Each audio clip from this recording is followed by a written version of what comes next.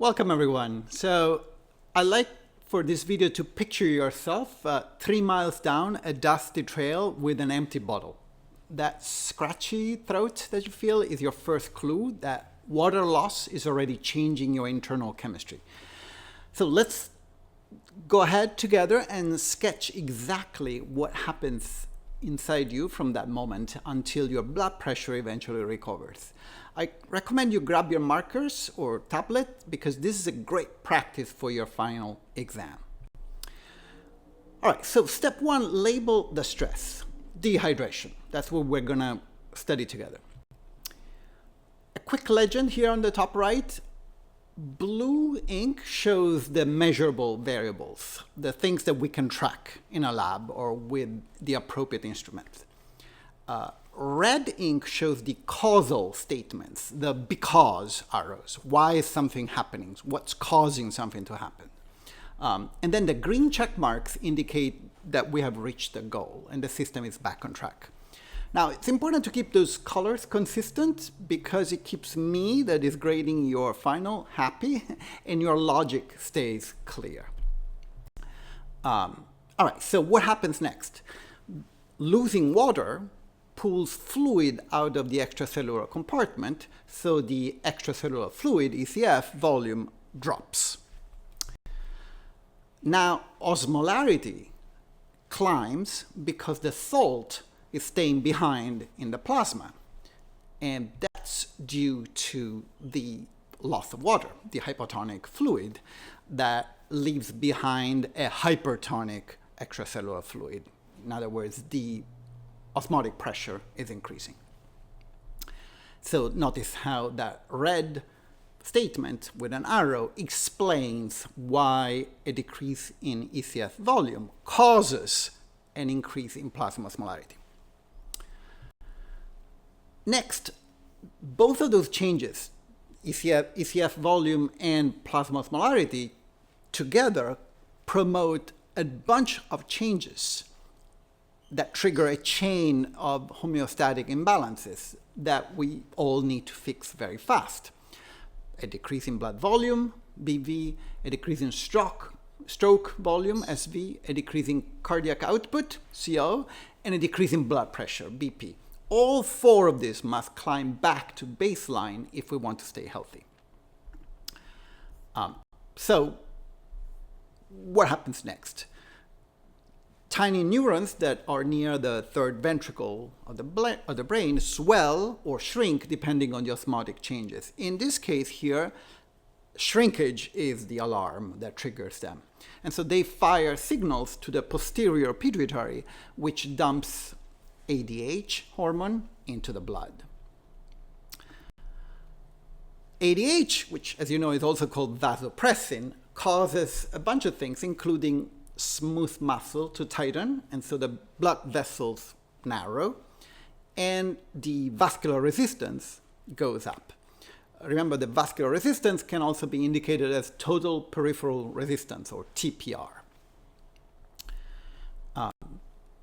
Now, the effect of this is that pressure starts to move upward because it is the result of cardiac output, CO, times the TPR, the total peripheral resistance, and that just went up as we saw. So blood pressure, BP, also goes up because it's the product of the two.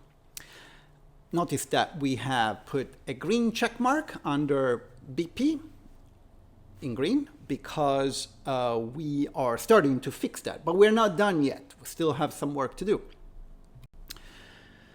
So ADH also has another effect. Urine volume decreases because ADH causes aquaporin channels to be inserted in the plasma membrane of the collecting duct cells. So more water is reabsorbed, and so that decreases the urine volume. Now, you make less urine, and so you keep more fluid inside your body, and the blood volume goes up. So we fixed one more of the issues caused by dehydration. We put a green check mark under BV, which has been fixed. Okay, what happens next? With an increased blood volume, more blood returns to the heart. And so the end diastolic volume stretches the ventricle, as you have seen from Bio 40B, or you can look it up if you haven't studied that yet. And then something called the Frank-Starling forces cause the stroke volume to increase in response to that increased stretch of the ventricle. And so we have a recovery of the stroke volume. We can put another green check mark under SV. Now, the cardiac output, as we know, equals the heart rate times the stroke volume. So we just boosted stroke volume. So the other side of the equation, CO, cardiac output, also rises. And so we have one more issue fixed, the CO. And finally, pressure can now be back firmly in the safe zone because the increase in the cardiac output results in an increase in blood pressure from the formula BP equals CO times TPR again. So we saw how multiple dominoes follow each other with one overall outcome, basic homeostasis of your body. Notice that we never drew unnecessary information. Each arrow that we drew answers, why does this change next? That cause and effect logic is exactly what you want to demonstrate on your final. So when you build your own map, start with the trigger and then ask which sensor notices this change, which hormone moves, what organs respond, and so on. You keep pushing until every variable with a symptom, with an arrow corresponding to that, gets a green check. Now, it's important that you don't scatter random facts. Every box needs at least one arrow coming in and one arrow going out. Otherwise, it's decoration, not physiology, okay? Also, the colors matter. If you mix red and blue, when I grade your map, I might mix up mechanism and measurement. So I really want you to be careful. Make sure you bring a blue and a red marker and use them accurately. So overall, your mission for the exam is to face an unfamiliar scenario. Maybe it's hemorrhage, maybe salt loading, maybe something else. And then you map it like we just did together for this specific case, dehydration. Once you're done, you snap a photo, you paste it into Canvas, submit, done. The clearer your arrows, the faster I can see your reasoning. So sharpen those markers and keep practicing.